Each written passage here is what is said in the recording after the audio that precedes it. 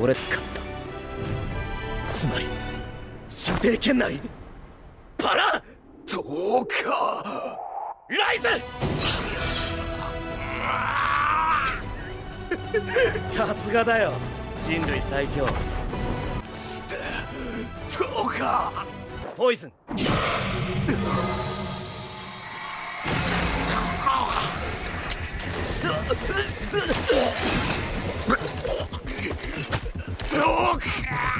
Tuka was an ugly kid who was beaten by his stepdad for just existing and bullied by an entire class of bullies for being an E-ranked hero, so he became the strongest to get his revenge. It all started on the way to a school field trip. Tuka was reliving his childhood trauma of being kicked by his father, who was a fan of Ronaldo.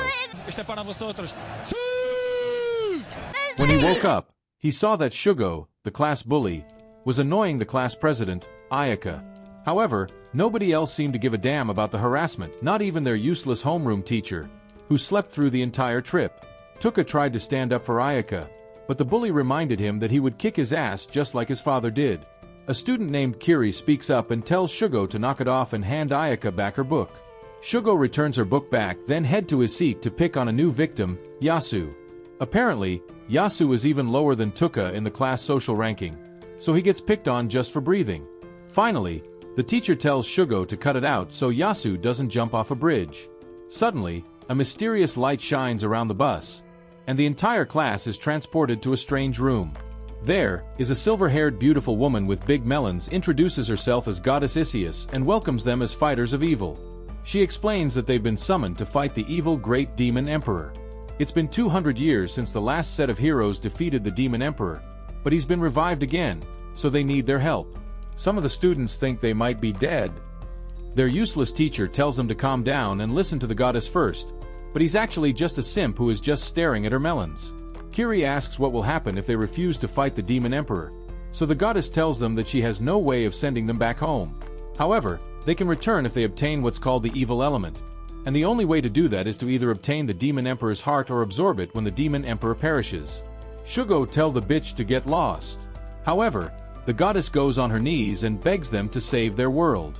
Ayaka asks how weak humans like them can do anything against the Demon Emperor, so the goddess explains that they have powers unlike any other beings in this world.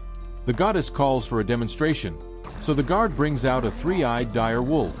They unleash the beast, and it goes straight for the head again. The goddess casts a fireball spell that incinerates every trace of the beast.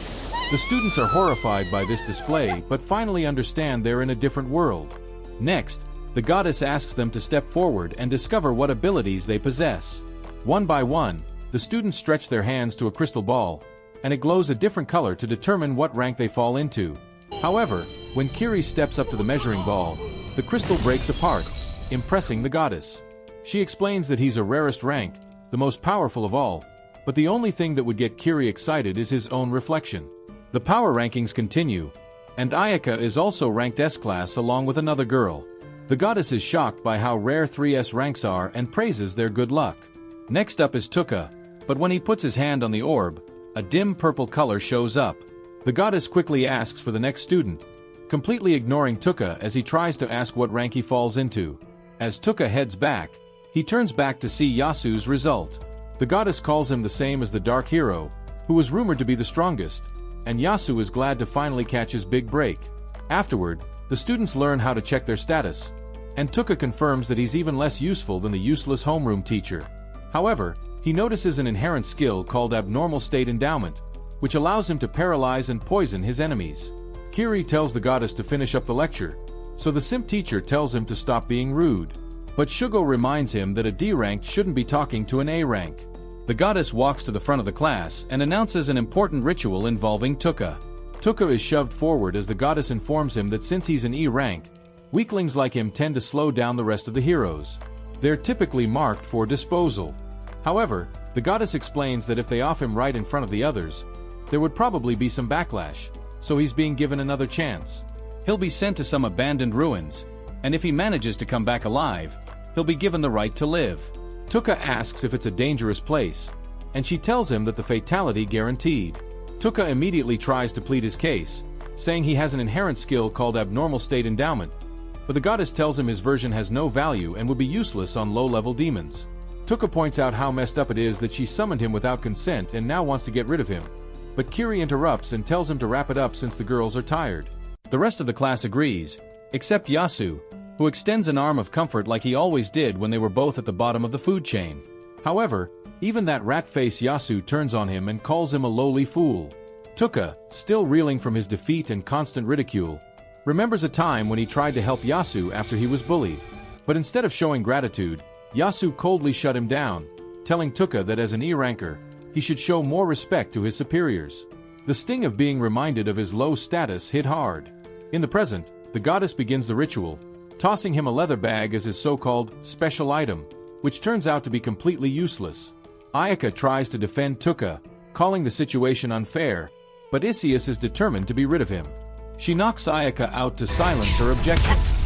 Tuka, now beyond frustrated, raises his arm in desperation, casting a paralysis spell at the goddess. But she effortlessly blocks it, calling him a loser for daring to strike her with his weak E-rank abilities.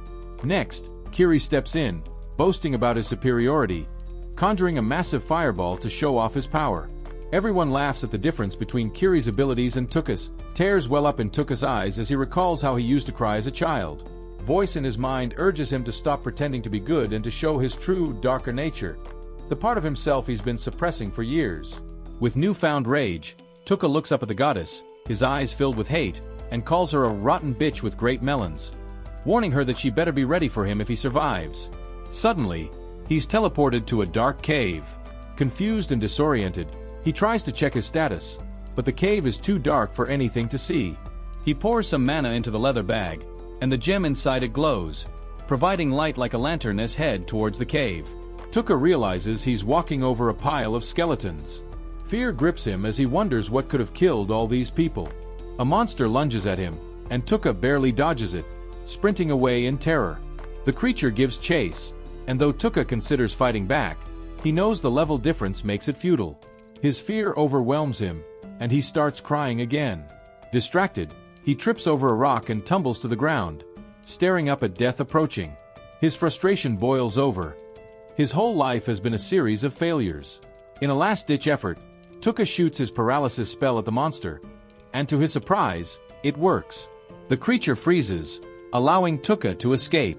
But he hits a dead end, only for another bird-like demon to appear, eyes filled with malice. This time, Tuka doesn't hesitate. He raises his arm and casts paralysis again. The spell works, freezing the second demon. Tuka realizes his spell is more effective than he thought, but exhaustion is creeping in. He checks his mana and sees it's nearly depleted. Desperate, he casts a poison spell on the paralyzed monster, and it begins to rot, blackened blood pouring out. Tuka slumps against the cave wall, wondering why his spell seems so powerful against demons. Just then, the Minotaur demon breaks free from the paralysis spell and charges. Drained of energy but filled with anger, Tuka faces the demon. He raises his arms challenging demon as he swears that he will survive, no matter what. Tuka guesses he still has some natural mana left, though it doesn't show up on his stats. He's terrified because he is unaware what would happen if the natural mana is completely used. He casts paralysis again, but this time it fails. Realizing he can't use the same spell repeatedly on a single target, he switches to sleep magic, sending the monster into a deep slumber. Then, he poisons it, killing the beast in an instant. Tuka considers the limits of his skills, wondering how many more he'll discover in the fight for survival. But before he can rest, more monsters approach.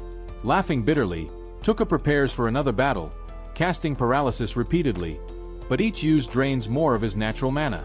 His vision starts to blur as his consciousness fades, yet he keeps fighting, refusing to give up to bro think he is Naruto and will kick everyone ass by never giving up. Even as his energy depletes, more monsters keep coming and he uses last paralysis with last bit of his mana. Just when it seems like the end, a notification flashes in front of him. He's leveled up to 258. Energized, Tuka uses his paralysis skill again, dispatching the monsters one by one. The poison he cast on earlier foes proves fatal, granting him a huge experience boost. His paralysis skill becomes more potent, allowing him to target multiple enemies at once. While fighting, he wonders if the goddess might be the only being his spells don't work on. However, Tuka notices his inflict status ailment skill has limited range, and he can't paralyze enemies that are too far away. Adapting, he poisons the paralyzed monsters, leveling up his poison skill as well. By this point, the monsters are no longer threats. They're just walking experience points. Checking his stats, Tuka realizes his level has skyrocketed, and his mana reserves is on next level. He knows mana is his lifeline. Without it, his unique skills are useless. After all the monsters die from his poison, Tuka hits level 395. His sleep skill also levels up after he successfully puts more monsters to sleep. Now confident in his abilities, Tuka feels there's a real chance he might survive the dungeon after all. He tries attacking the remaining monsters in the back, but they retreat before he can finish them off. Later, Tuka scavenges a rotting carcass nearby, searching for anything useful, but he knows he'll also need food and water to survive. Desperate, he returns to the monsters he killed earlier, reasoning that they might be like cattle or chickens. Seriously, does this shit look like a chicken? He tries to butcher one for food, but their tough skin makes it nearly impossible.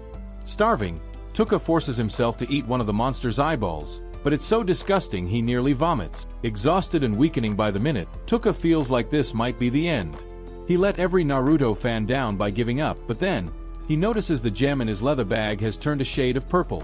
Suddenly he feels the bag getting heavier. He discovers a bottle of cola and a pack of jerky inside, and he chows down feeling like he's been saved. He ain't sure if the bag will produce more food though, so he spends the next few days trying to find his way out to the labyrinth. A few days later we spot this dude surrounded by a bunch of monsters that he paralyzed and poisoned. He's just chilling, waiting for them to die, and once they do, he levels up like crazy. He looks at the massacre he created, and it gets real for him. He starts crying because he realizes the messed up stuff he's capable of. He remembers when he was a kid, thinking about killing his parents for treating him like trash, but his uncle and aunt saved him, giving him a normal life and teaching him how to be kind. He thought he had become like them, but now he knows he was just acting. Even after witnessing the bloodbath in front of him, he feels nothing. He's scared of himself but accepts this is who he truly is. All the monsters drop dead, and his level shoots up to 957. He says a prayer for the human remains he finds at the scene and keeps moving forward. He paralyzes and poisons another monster and notices that this place is different from the other ruins he's been through. He spots a crystal like the one in his bag and pours his magic into it, opening a door. Inside, he finds the remains of a dead couple with no food or water nearby. It looks like they chose to go out together. He checks their stuff and scores some gems, thinking he might need them when he reaches the surface. He explores the area and finds a room that takes a very high amount of mana to open. Inside he finds another body with a wound that could explain the death. He finds a letter that reveals the man's name was Angland Bard, once known as the Great Sage, but better known as Angland, the hero of darkness. He remembers the goddess mentioning this dude. Turns out, she forced him into the dungeon, and Angland wanted to entrust his belongings to someone who could make it out alive because he knew he was going to die there. Tuka realizes the goddess is just as bad as the Great Demon Empire and that he's not all that different from them either. He thinks this is going to be a three-way battle between evil forces. He finds a book of forbidden arts among the Dark Hero's belongings. The book contains recipes for magic tools and medicines, which he knows will come in handy. He also stumbles upon a scroll of forbidden magic but can't read it. However, he's sure it contains powerful magic, as even the legendary sage went all out hiding it. This scroll might just be his secret weapon against the goddess if he can crack the code. Before leaving the room, he notices a page in the book written in blood, warning him to watch out for the Soul Leader because that's what wiped out everyone. Tuka continues his journey through the ruins, eventually spotting a massive gate that he believes leads to the surface. He realizes the Soul Leader must be holding the crystal to open the door. He checks his stats before engaging the monster, knowing that his level is now 1229. He thinks that should give him enough firepower and hopes his unique skill will work against the Soul Leader.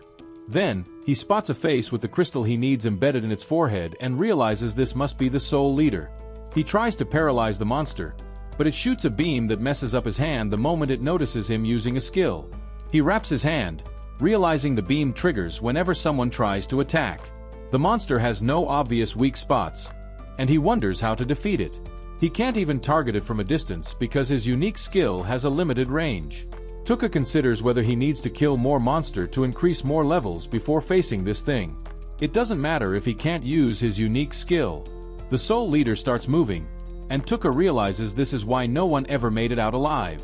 If he can take it down, he might find a way out. Meanwhile, outside the ruins, A girl is running from her pursuers and thinks maybe she can lose them in these ruins. Back inside, the soul leader isn't shooting at Tuka anymore, even though it knows where he is. Instead, some nasty-looking creature starts pouring out of its mouth. The monster then transforms, showing Tuka the faces of other humans and their expressions before they died. Tuka sneaks up on him by breaking through a wall. Tuka paralyzes the human-like monsters but can't bring himself to poison them because they look too human. He thinks he cannot be this cruel that he would kill humans with this horrible poison. The soul leader, thinking it has cornered him emotionally. Tuka pleads with the human-like monsters to stay away, but they ignore him. The soul leader is going crazy, believing it has found the ultimate prey, feeding on Tuka's despair. Tuka continues begging, but there is no answer to his pleas for help. However, he notices that the soul leader's excitement has left it vulnerable. Tuka was waiting for this moment. With the soul leader's emotions at their peak, Tuka paralyzes it, revealing that he'd been waiting for it to let its guard down. He had deliberately kept his arm raised throughout the ordeal, ready to strike at any moment. Tuka points out how beings that see themselves as superior tend to underestimate those they perceive as weak, and that's their greatest downfall. His paralysis skill levels up to 3, and Tuka reveals that his fear and hesitation were all an act. 4 years, he'd been pretending to be harmless and normal, so much so that he even fooled himself. Now, without hesitation, he poisons the human-like monsters around him, finally letting go of the restraint he'd held due to their humanoid appearance. Tuka is actually relieved that his weak stats led the monsters to underestimate him. It allowed him to survive. The soul leader tries to retaliate but struggles while paralyzed, taking more damage with every movement. Tuka poisons it again, leveling up his poison skill to 3. He then uses his sleep ability to knock out the remaining human-like monsters. When the soul leader dies, it releases all the souls it consumed, and they express their gratitude to Tuka for freeing them. The dark hero, who had once been a prisoner, commands the souls to seek revenge on the goddess in his name, and they disappear. He takes the crystal from the soul leader's head, using it to open the gates of the ruins, and finally makes his way out. Meanwhile, outside the ruins, the rest of Tuka's crew is training in the forests near the royal capital. Shugo is chasing down a demon dog with his sword. Kiri burns monsters with his impressive fire skills, and levels up to 18. In another area, Yasu is burning monsters with dark flames, laughing at their screams, displaying his messed-up personality. However, far from them, Koba, a shy and innocent girl, struggles to kill monsters. A bully, Asaji, pressures her to kill or risk being killed herself, claiming it's a test from the goddess. Asaji keeps Koba on a tight leash, planning to form her own faction with followers who obey her. She belittles Koba, saying she'll never be accepted into stronger factions like Kiri's crew. Koba, reluctant and terrified, is eventually forced to kill a helpless monster, leaving her emotionally devastated. Ayaka, who had been unconscious after being knocked out by the goddess, finally wakes up. She is in pain and enraged, remembering how the goddess exiled Tuka. Without wasting time, Ayaka confronts the goddess Isius, who pretends to feel bad about Tuka's fate, claiming it was necessary for the kingdom's ritual. Isius reveals that she had already sent away other weaklings while Ayaka was unconscious. Furious, Ayaka condemns the goddess's ruthless methods but cleverly proposes a deal. As an S-rank hero, Ayaka offers to work hard and cover for the weaker members in exchange for the goddess sparing them from exile.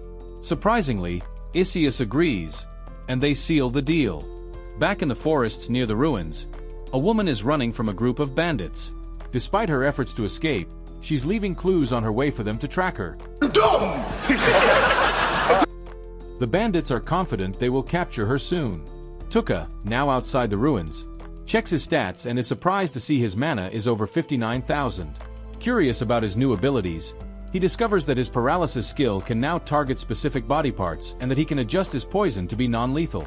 As Tuka continues, he hears squeaks from behind the trees. He sees a small slime being bullied by larger slimes. Feeling pity for the little one, he decides this is a perfect opportunity to test his new skills. Tuka paralyzes all the slimes and hits the bully slimes with non-lethal poison before dispelling the effects and watching them flee. He then frees the small slime and tells it he means no harm. The small slime, grateful, begins following Tuka. Tuka decides to adopt the slime, naming it Piggy Maru. As they journey together, Tuka studies a forbidden art book from the Dark Hero and finds a recipe for a medicine that can boost even slimes. He shares his quest for vengeance with Piggy Maru, asking if it's still willing to travel with him. The slime eagerly agrees. Tuka, touched by its loyalty, continues his journey. Soon, Tuka and Piggy Maru encounter the bandits chasing the mysterious woman. The bandits, confident and cruel, demand Tuka hand over his valuables. Tuka, terrified, tries to flee but is stopped. Pretending to be weak and scared, Tuka surprises them by paralyzing the leader and beating the shit out of them. Using his poison spell, Tuka eliminates the bandits, feeling no guilt for ridding the world of their evil. As Tuka senses another presence nearby, the mysterious woman reveals herself, summoning spiritual armor using her tribe's special technique. Sensing Tuka's strength, she grows cautious, unsure of his intentions. Not wanting to take chances, she swings her sword, cutting through a bush where Piggy Maru hides. Tuka sneaked up behind her and cast a paralysis spell, freezing her in place. The girl, startled, stuttered her inquiry about his intentions. Tuka, maintaining his cool demeanor, claimed he merely wanted information, revealing that he was new to the area and unfamiliar with it. Curious, the girl asked about the notorious 4 bandits. Tuka, wondering if they were part of her crew, which she denied, sensing she lacked the malevolent intent characteristic of those thugs. He released her from the paralysis, allowing her to speak, but he warned her against any funny business, threatening to end her if she did. Stepping closer, Tuka made it clear that he didn't trust anyone, especially not strangers. Before he could begin questioning her further, she asked about the fate of the 4 bandits. Tuka revealed he had killed them all. To her disbelief, the bandits were known for their formidable strength. She asked if he fought them alone, but Tuka cut her off, refusing to give any details. Intrigued by his confidence, she decided to trust him, stating she would answer his questions honestly. Feeling her cooperative spirit, Tuka began to trust her more, though he wasn't ready to set her free just yet. Their conversation revealed that Tuka wasn't in the alien kingdom but was lost in a forest in the Ulza kingdom. He learned a lot of information and, when he inquired about a forbidden spell scroll, the girl informed him it was written in an ancient script understood by very few. However, she mentioned knowing a witch who could decipher it, one who had been exiled from her homeland for being too dangerous due to her vast knowledge. This witch resided in the Golden Demon Zone, a treacherous area at the continent's center.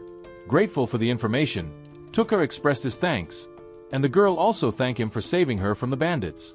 They reached an understanding that this exchange made them even, and she wished him good luck, reminding Tuka of his aunt with her honest and innocent demeanor.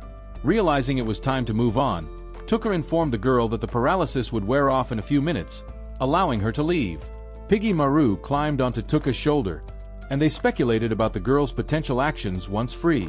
Tuka advised Piggy to stay vigilant, as one could never be too cautious. The scene shifted to the bustling city of Mills, where Tuka approached the gates, only to be met with a barrage of questions from the guards. The female guard, skeptical of his intentions, asked if he was a mercenary answering the call to conquer the dungeon.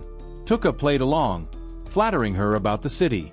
Although she scolded him for mispronouncing its name, she allowed him entry, recognizing that the Marquis wanted as many mercenaries as possible. Tuka noted the lack of security, because they hadn't checked his belongings, and made his way to an inn to book a room. The innkeeper, casting him a wary glance, quoted a price. Sensing the tension, Tuka slipped him some cash, explaining that he had traveled far and needed a change of clothes. The innkeeper's demeanor brightened at the sight of money, and he readily agreed to Tuka's request. Later, as Tuka dried his clothes in his room, he set out to explore the town. He quickly discerned that it was a safe, typical Western fantasy setting, filled with shops that might sell magical items. After locating the Adventurers Guild, Tuka returned to the inn for dinner. He enjoyed the exotic cuisine while eavesdropping on a group debating the strongest military regiment in the country. Each individual had a differing opinion, but they all acknowledged the Black Dragon Knights who burnt down the Holy Empire of NEA. With valuable information collected, Tuka headed back to his room, bringing food for Piggy Maru, who devoured it eagerly. Realizing he needed to find someone who could read the Forbidden Scroll, he planned to seek out the witch in the Golden Demon Zone. Tuka also recalled needing a monster enhancement solution for Piggy Maru, which required powdered bones from a Skeleton King. Determined, he learned that the Skeleton King resided in the Mills ruins, so he resolved to join the expedition to explore them the following day. A large crowd gathered at the ruins, where the Marquis, Lord of Harclay, welcomed everyone and announced the discovery of a new floor. He incentivized exploration by offering a reward of 300 gold coins for anyone who found the Cup of the Dragon's Eye and promised good compensation for any other treasures or monster materials retrieved. Excited at the prospect of keeping the bone powder for himself, Tuka lined up to register. While waiting, he overheard an obnoxious mercenary ranting about the beautiful girl he had seen earlier, mistaking her for the famous knight captain of the Holy Knight Army, Sarah's Ashrain. The girl, visibly annoyed, demanded he leave her alone, but he persisted, even accusing her of being someone important. Yeah, boy. When he rudely yanked off her hood to reveal her ears, he was shocked to find she didn't have pointy ones. Tuka recognized her as the same girl from the forest, and she introduced herself as Miss Barkas. The obnoxious mercenary, now humiliated, stormed off, vowing revenge. Tuka took the opportunity to engage in conversation with Mist again. He mentioned he had seen her earlier at the ruins and warned her about the angry mercenaries seeking revenge.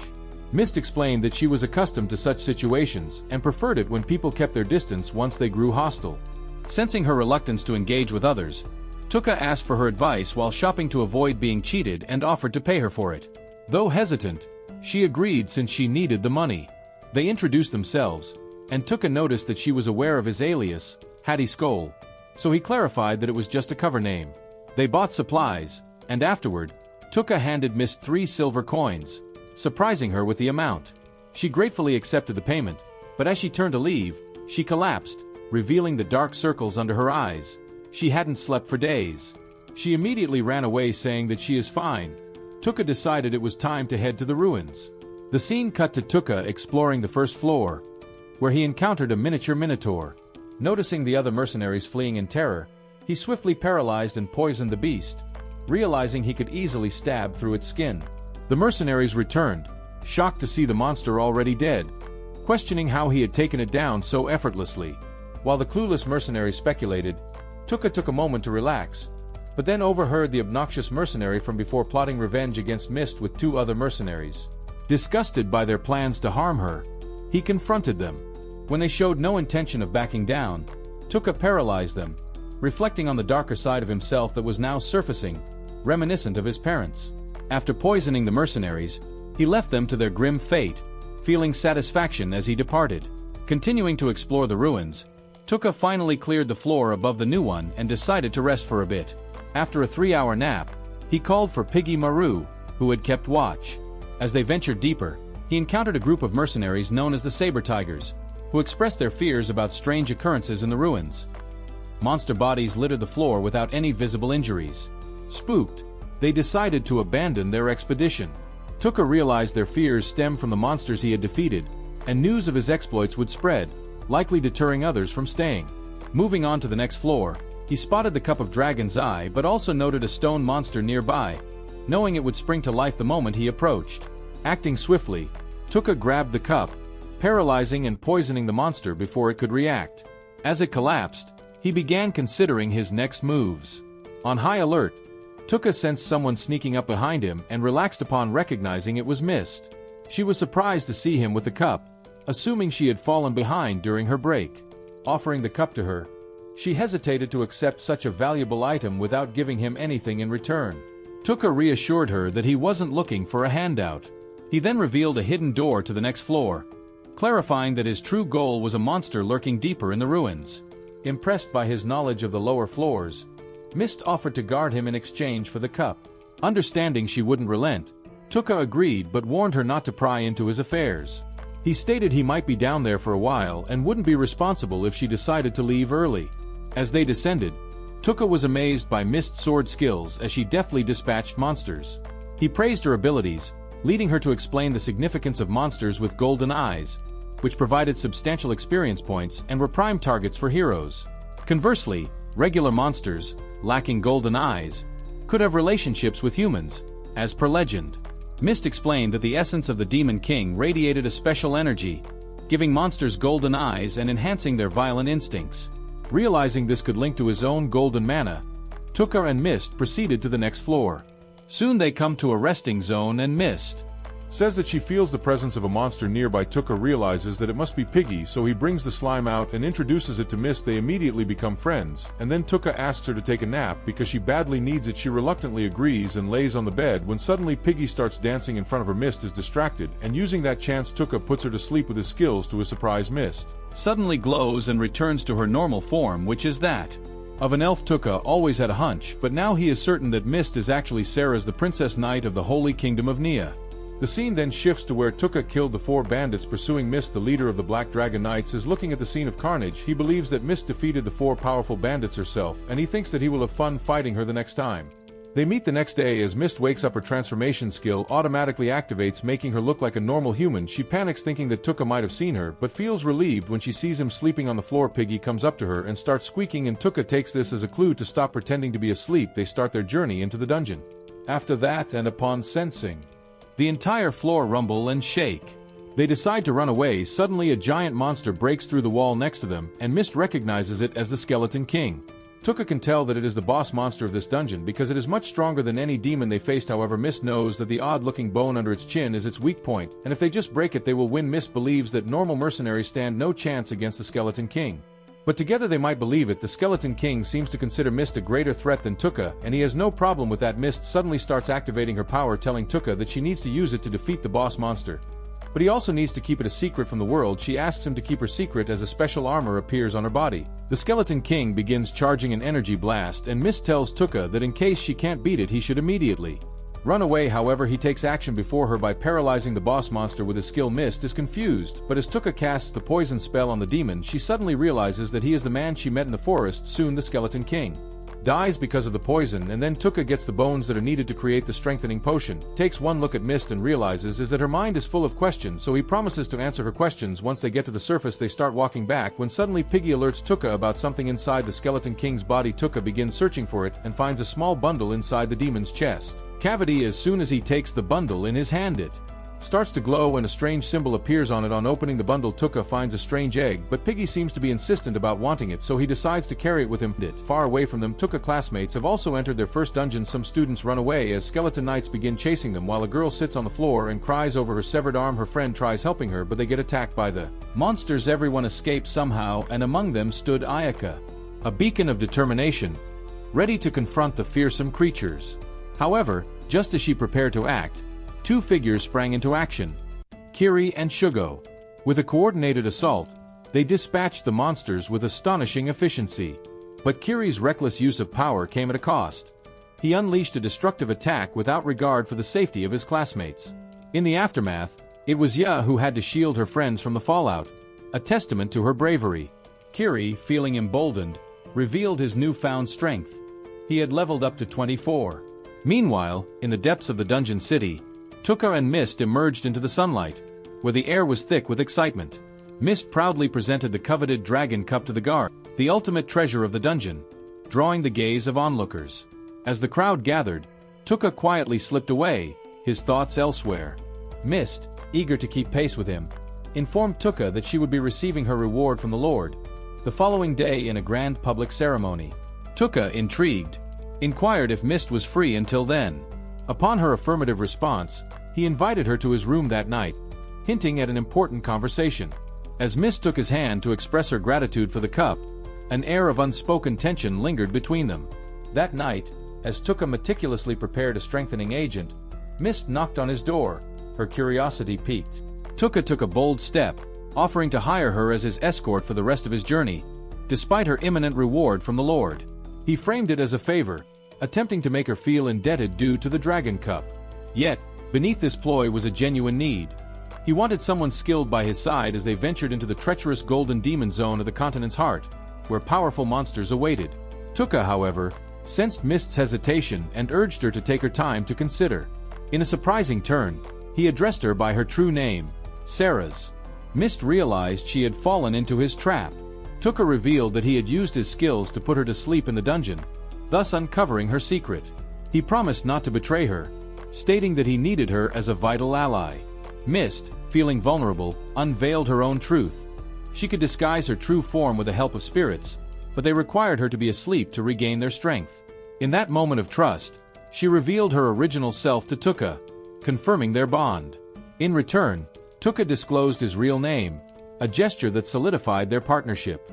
She agreed to join him, and in a show of gratitude, Tuka gifted her one of the rare blue dragon stones he had discovered. Mist's eyes widened in shock upon recognizing its value.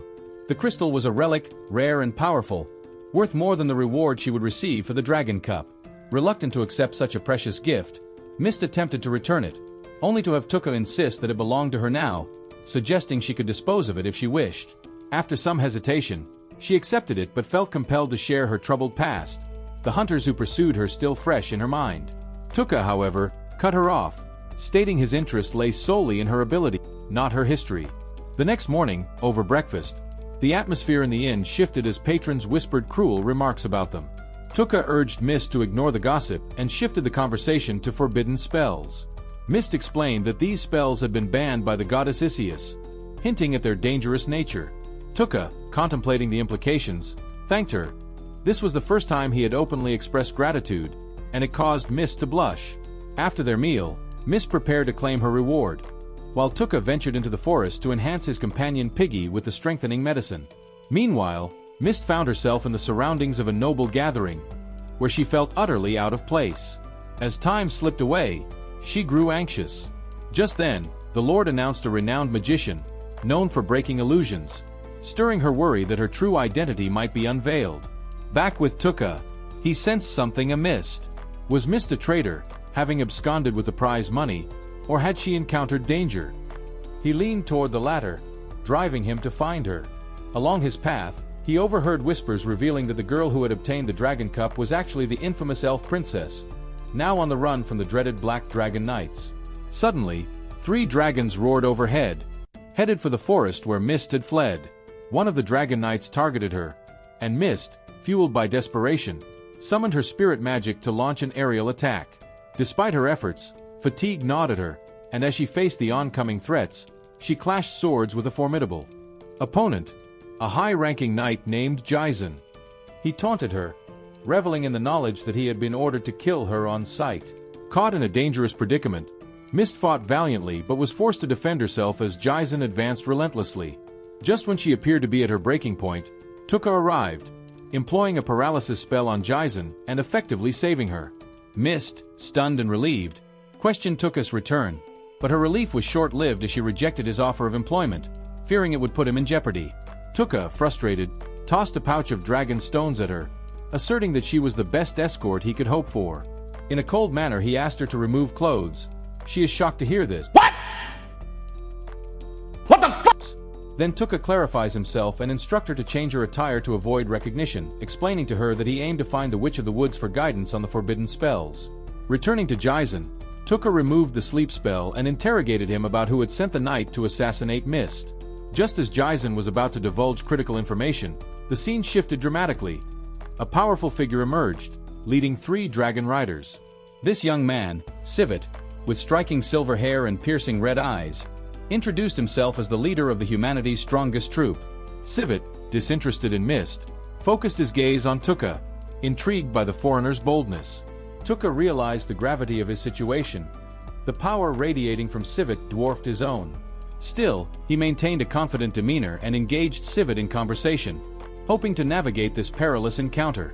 As Tuka unraveled his story, claiming to be a hero summoned from another world, Civet gets frustrated hearing this.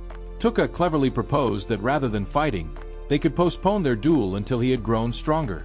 Civet, amused, accepted this proposition, but the situation took a turn as he threatened Mist's life again. Tuka, now protective, insisted that Civet could not harm her, needing her support to grow in strength. Civet relented but warned Tuka to grow stronger quickly. As the dragon riders prepared to leave, Tuka took a risk and unleashed his paralysis spell, catching them off guard. All the dragons and their riders fall to the ground one after another while Tuka laughs at them, claiming this is not some heroic tale where people honor their words. This is his gritty story of revenge against the world, and he doesn't care how he achieves it. Civet struggles on the ground, angrily asking, "What the hell did you do?" Tuka doesn't even care to reply and uses poison on all of them, killing them immediately. However, Civet still keeps struggling, even after being hit by the poison spell. This reminds Tuka of the Soul Eater, the only other monster that managed to move slightly while poisoned. Civet is much stronger though, He picks up his lance, trying to throw it at Tuka, but ends up collapsing out of exhaustion. Suddenly, an alarm is sent for backup, and a huge horde of dragon riders arrives. Sivit tries to bark orders at them, telling them to keep their distance and kill both Tuka and Mist. But the dragon riders are too shocked to see the strongest four, including their leader Sivit, lying dead or dying on the ground. Tuka tells Mist that she can run away while there's still a chance, but she firmly responds that she is his bodyguard and will stay by his side. Tuka smiles and immediately connects with Piggy, thanks to his newly learned ability. Soon, Piggy emerges from Memo's back, sending a bunch of tentacles toward the flying dragon riders, increasing Memo's range as he uses his paralysis spell on them. Soon, dragons and humans begin falling from the sky, raining down all around him. Deciding to use the fallen riders as test subjects, Tuka tries out different spells on them. He casts a berserk spell on Karen, who immediately starts ranting and demanding to speak to the manager. Then, he uses a darkness spell on a pirate, rendering him completely blind as he struggles to understand what is happening. After experimenting with various spells, Tuka leaves them all to die, paralyzing them once more for good measure. Suddenly, Tuka notices that everyone is dead except for Sivit, who is somehow still clinging to life. This truly shocks him. He walks over to Sivit, who takes his final breath and collapses, finally succumbing to death. With the battle over, Tuka and Mist walk into the forest, confident that no one will be following them. However, Mist mentions that the Black Dragon Rider, known as the Hero Killer, might still be after her. Tuka suddenly recalls that he had killed someone fitting that description, which leaves Mist utterly shocked, wondering just how powerful Tuka truly is. This revelation prompted Mist to pledge her loyalty to Tuka, vowing to stay by his side through the trials ahead. Their journey resumed through the dense forest, unaware of the adventures and challenges awaiting them. Days turned into a blur of travel until they arrived at a vibrant new town, teeming with life. The market buzzed with laughter and the joyful sounds of children playing, a stark contrast to their recent harrowing experiences. Tuka, ever the curious observer, explored the stalls, intrigued by a peculiar mask, a replica of the Fly King, a demon king who once saved his race from extinction. The shopkeeper spoke of the Fly King's tragic tale, of betrayal and banishment, stirring something deep within Tuka. After purchasing the mask, he returned to his tent, contemplating the parallels between their stories and vowing to seek revenge against the goddess. The next morning, Tuka and Mist set out to explore the city, determined to blend in and gather information. Tuka remained vigilant, scanning the crowds for any signs of danger, aware that their enemies could strike at any moment. As they navigated the bustling streets, Mist shared tales of the town's history, revealing hidden gems of knowledge that might prove useful in their journey ahead. Together, they prepared for whatever lay beyond, united in purpose and ready to face the unknown challenges that awaited them in this vibrant yet perilous world. Tuka stands in awe before the vast arena, reminiscent of the Colosseum, with a desperate clash in violent contests. Here, slaves and mercenaries fight ferociously against each other and feral beasts, all in pursuit of glory, gold, or their elusive freedom. The air is thick with anticipation and the scent of sweat and blood, as Tuka grapples with the harsh reality of this savage spectacle. He learns from his companion Mist that this grim arena is under the dominion of the so-called Kingdom of Ulza. Tuka, feeling disillusioned by the idea of glorifying such brutality, suggests they seek refuge in a nearby inn. Mist tells Tuka that Hay should save money and advises him to only book a single room instead of two. Tuka turns around to check whether she is joking or not, but the girl is a total thought and claims that she doesn't have any problem with them sleeping together later. Later that evening they head down to the tavern to grab something to eat, and Tuka notices that the place looks unusually filled with people. He silently listens to all the conversation when some men start gossiping about how the Black Dragon Knights are all dead after they went to find the princess. The men share crude jokes, mocking the princess by suggesting she must be hiding in the kitchen, making a sandwich.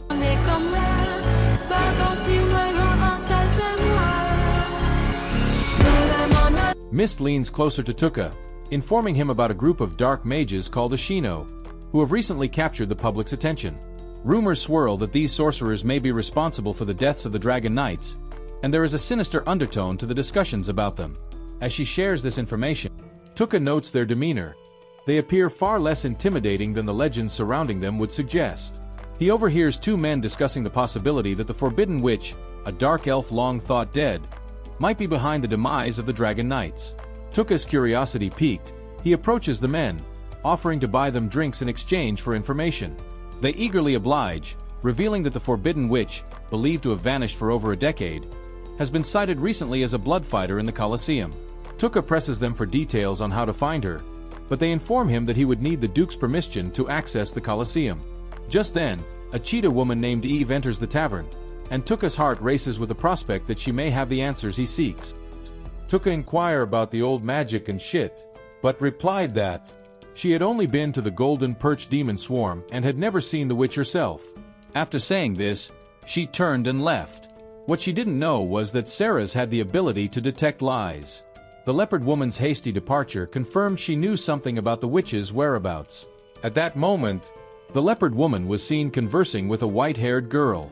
Back in their room, realizing the urgency of getting the leopard woman to talk, Sarah's had an idea. She told Tuka that for a blood fighter, money was crucial. It could buy their freedom from their masters. This country was famous for its blood-fighting arenas, where slaves and mercenaries fought for survival.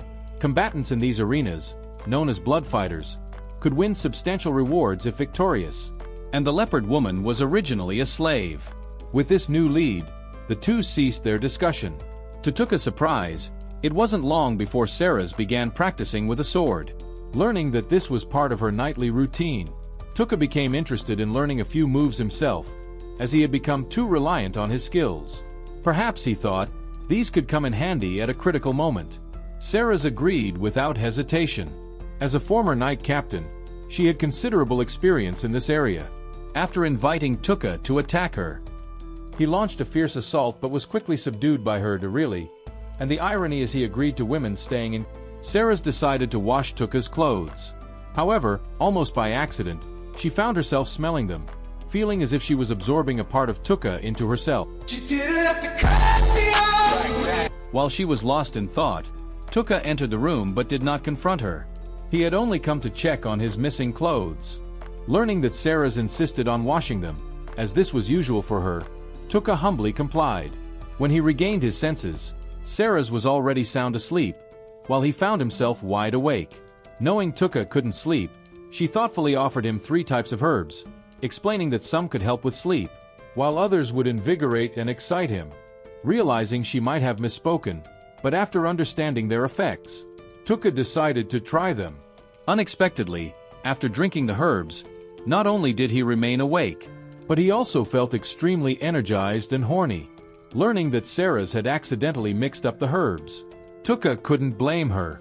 Instead, he humorously remarked that her melons looks nice and soft. Then to distract himself he started to read some books that night. However, he couldn't concentrate on reading a single word.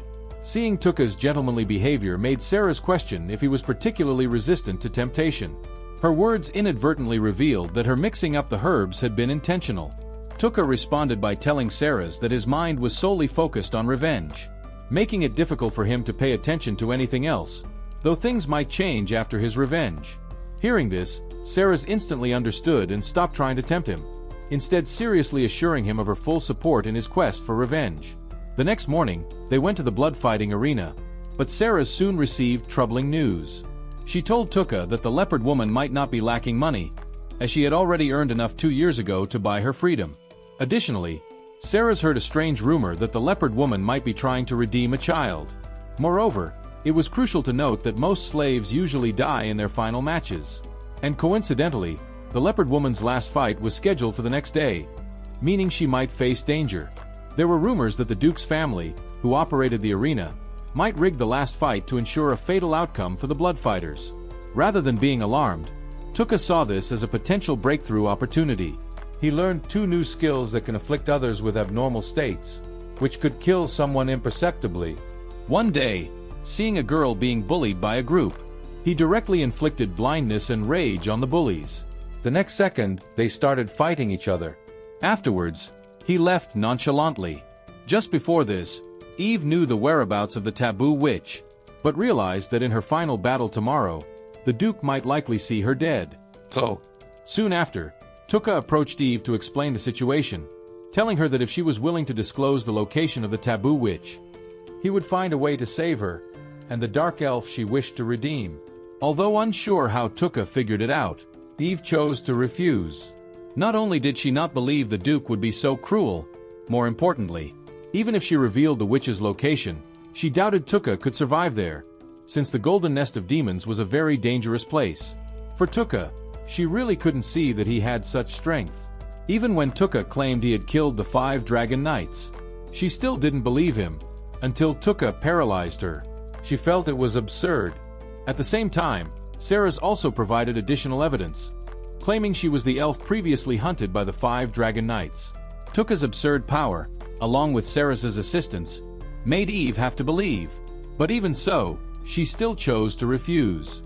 Firstly, the 3 had only met once, and weren't trustworthy. Secondly, she wanted to verify whether the Duke was lying. Tuka naturally understood her concerns, so he told her he would wait for her tonight at the bridge by the city gate, in case she changed her mind. Just like that, Tuka also left nonchalantly. However, on the way, he unexpectedly encountered a bullying incident. 4 men were bullying a young girl, and they were dressed as the same sorcerer group that had recently impersonated him in killing the 5 Dragon Knights. Tuka was originally happy to have someone else take the blame, but seeing someone misusing his name to do evil, he decisively intervened, using his skills to make them fight each other. Meanwhile, Eve had already returned to her residence to check if the Duke would tamper with anything.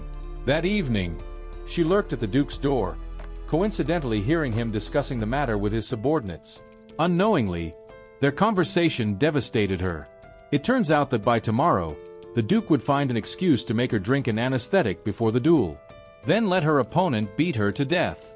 Not only that, the dark elf she always wanted to redeem would become a plaything for the other side after her death. Only now did she realize, from start to finish, the Duke never regarded her as a person. She thought that given her contributions to the arena so far, he would show some leniency, but now thinking about it, she found it laughable. Without any hesitation, Eve immediately went to the city gate to find Tuka, indicating she would tell him the location of the taboo witch, but on the condition that he must take both her and the dark elf away. At the same time, the dark elf mentioned by Eve, who is Lisbeth, was working at a restaurant. However, she was not only harassed by customers who found her attractive, but also the restaurant's owner, seeing her young age, accused her of knowing how to seduce men. The next moment, he hit her on the head. Indeed, this owner was the guardian sent by the Duke. For years, Lisbeth had endured countless unprovoked scoldings and beatings from him. However, as the owner was being arrogant, Eve suddenly entered the restaurant. It was then she realized that the owner had always been excessively cruel. Just as she was about to eliminate him before leaving, the owner suddenly started begging for mercy, claiming that everything was instructed by the Duke and that she was just following orders. She even said that if she spared her, she wouldn't reveal Eve's plan to escape. It was a statement not even a dog would believe. Yet Eve believed it. The owner expressed that he would never forget Eve's mercy for the rest of his life. However, while her tricks might deceive others, they could not fool Tuka. After letting Eve and Lisbeth leave first, he told the owner to stop pretending. Realizing that Tuka was not easily fooled, the owner then showed his true colors, threatening that she was the only one who could save them now, and killing her would be their doom. But how could Tuka believe her nonsense? He released a skill on her, causing her to die on the spot. Afterwards, Tuka met up with Eve and the others. Under the cover of a dark and windy night, they planned to sneak out of the city. However, as expected, an unexpected event occurred. Seeing a large fire breaking out behind them, they immediately realized they were being pursued. They could never have anticipated being discovered so quickly. At that moment, that today, upon returning to her residence, she had accidentally bumped into the leader of the sorcerer group, Muai. Initially thinking it was just a greeting, she now recalled that he might have left a mark on her. But discussing it now was useless. Seeing no way to hide, Tuka decided they had to fight. The hunt was about to begin. The man had never imagined that he would be abandoned by the goddess simply because his talents were lacking. Yet, in a short period, he had already reached thousands of levels in various high-end games, while his classmates were still proud of reaching just a few dozen levels. What surprised him even more was that, to improve the efficiency of leveling up and actual combat skills, the goddess planned to send them to train in the Golden Chi Demon Group, an area Tuka was about to visit. After such a long time, the two were finally going to officially meet. Not long ago, after rescuing Eve, Tuka had already set off towards the Golden Chi demon group.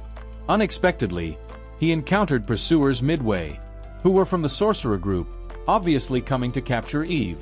Although he was in an extraordinary state and feared no one, due to the need for range and a certain amount of time to accumulate power, he let Sarah's act as bait to attract attention. Once everything was ready, with the extension of the slime increasing his range, Tuka easily took control of the whole field. Once paralyzed, the fate of everyone was sealed. Then, Tuka used poison to send them off one by one. However, at this moment, an unexpected twist occurred. It turned out that it wasn't just the sorcerer group that was after them. The Duke himself had come personally to capture the fleeing Eve. Faced with this pincer attack, it might have been tricky if they had arrived earlier. But now, Tuka was in full power mode. First, he used a skilled paralyze move, then followed with a poison move. After dealing with one side's enemies, as for the Duke and his men, Tuka was planning to do the same. However, to his surprise, the system suddenly indicated that the maximum number of targets for the same abnormal state had been reached. He could only control up to people at the same time with the same status. Thus, he had to switch to blinding them, which caught them completely off guard. As they were blinded, there was no follow-up. Seizing the opportunity, Eve instantly killed the Duke. Discovering that blinding was also quite effective, with the cooperation of Tuka and Eve, the Duke's soldiers were quickly wiped out, including the Duke himself. After killing everyone and looking at the bodies scattered around, Tuka suddenly had an inspiration.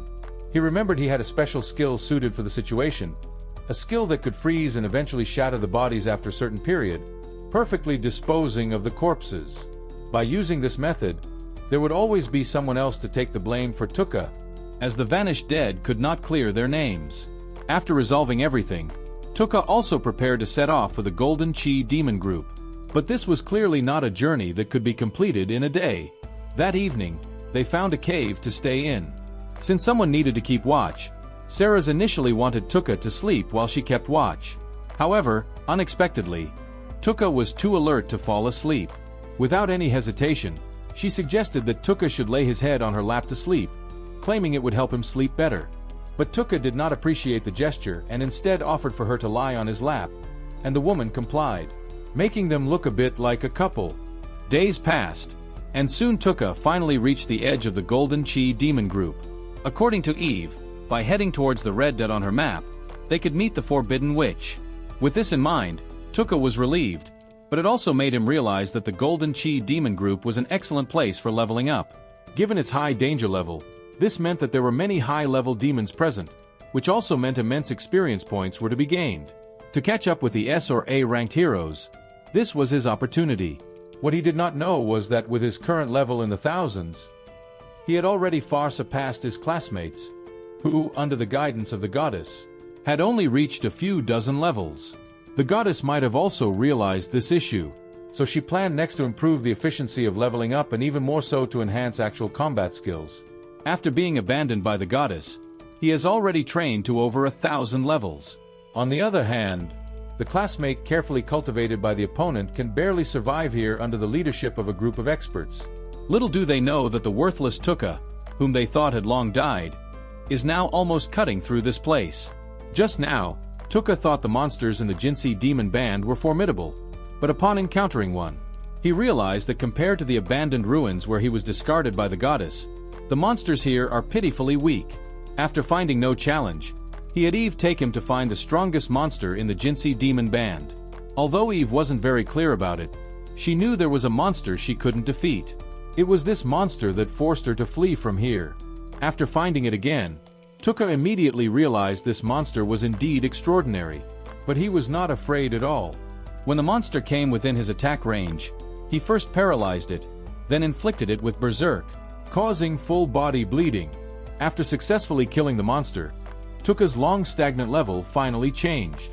Just as he was preparing to collect materials, he suddenly sensed the presence of a monster. While everyone was somewhat on guard, the slime pointed at Tuka's backpack. Upon opening it, to his surprise, he discovered that an egg he had previously picked up was about to hatch. Soon after, a horse-shaped monster popped out.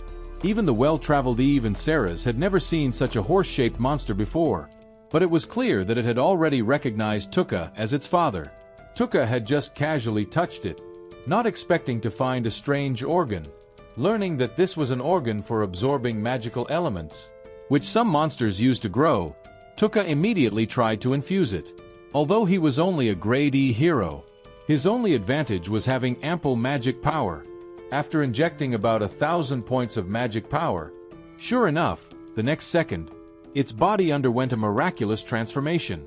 Tuka believed it would definitely be suitable for carrying luggage. But it was also at this time that the horse seemed to want him to inject more magic essence.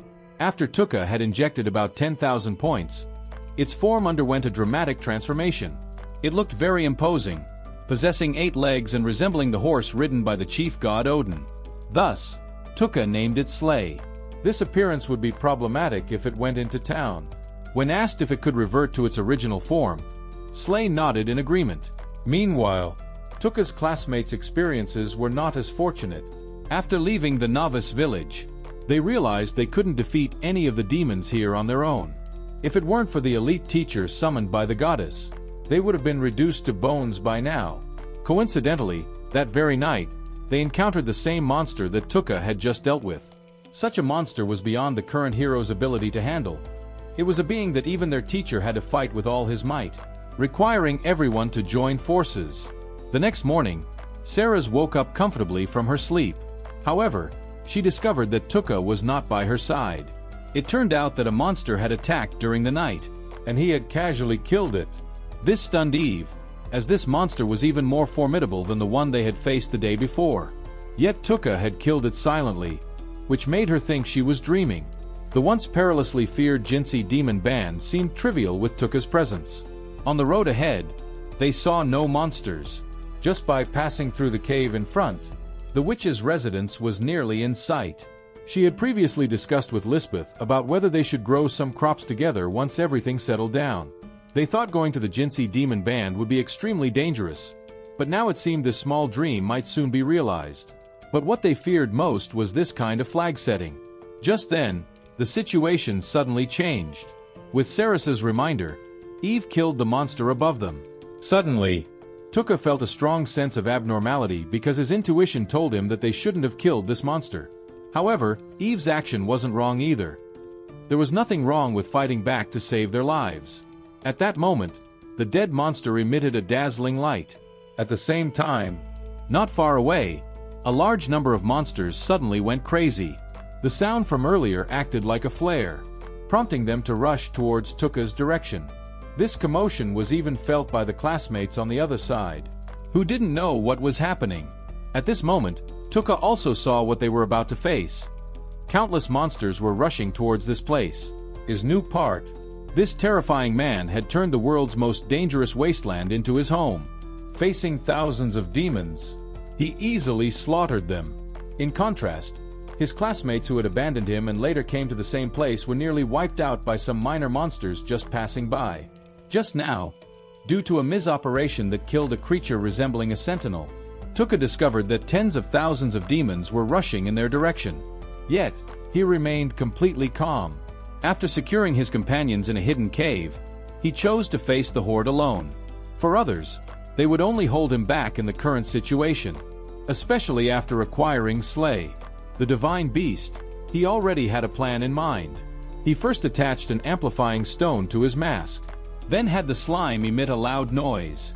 The purpose was simple: to reveal his location to the demons.